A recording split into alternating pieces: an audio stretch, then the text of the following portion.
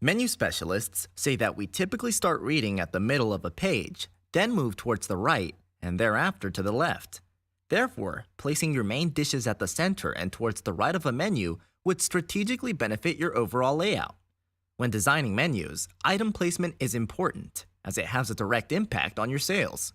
So divide your menus into logical sections and consider using boxes and lines to divide them. Also, feel free to spotlight your logo and specials.